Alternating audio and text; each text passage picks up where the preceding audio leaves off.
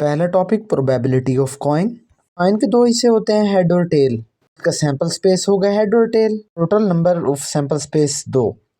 हमने probability of head मालूम करना है। फार्मूला लिखेंगे, we know that probability of A equal to number of A divide by number of sample space. अब आपने इसकी वैल्यू पुट कर देनी है। नंबर ऑफ इवेंट ए जो है वो 1 है, सैंपल स्पेस 2, तो इसका आंसर आ गया 1/2। ये तो था एक कॉइन। अब हम मालूम करेंगे प्रोबेबिलिटी ऑफ 2 कॉइन्स, 2 सिक्कों के बात करेंगे।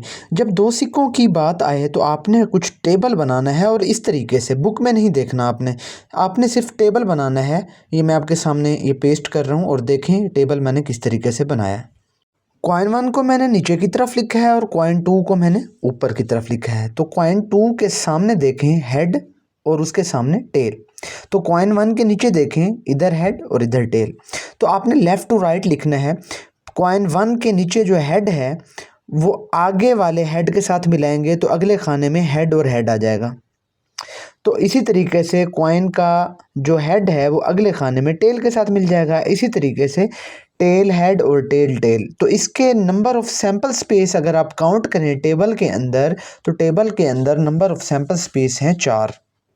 अब आपसे वो क्वेश्चन पूछता है कि प्रोबेबिलिटी ऑफ 2 कॉइन्स मालूम करनी है, तो उसके अंदर आपने कम अज़ कम एक हेड का होना ज़रूरी है। तो आप टेबल के अंदर देखें जो 4 head head head tail tail head, तो इन 3 खानों के अंदर हेड मौजूद है।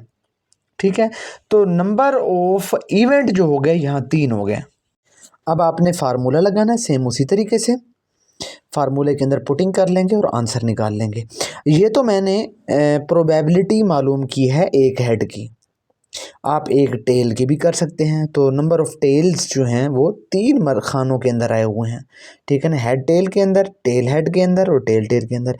इसी तरीके से वो पूछ सकता है कि 2 मरतबा टेल कितनी मरतबा, मतलब कहाँ आया हुआ है। तो 2 मरतबा टेल देखें तो आपको लास्ट बॉक्स के अंदर नज़र आएगा टेल और टेल। तो एक मरतबा इवेंट जो है वो एक आ जाएगा। तो 2 कॉइन्स की प्रोबेबिलिटी आपने ऐसे मालूम करनी है।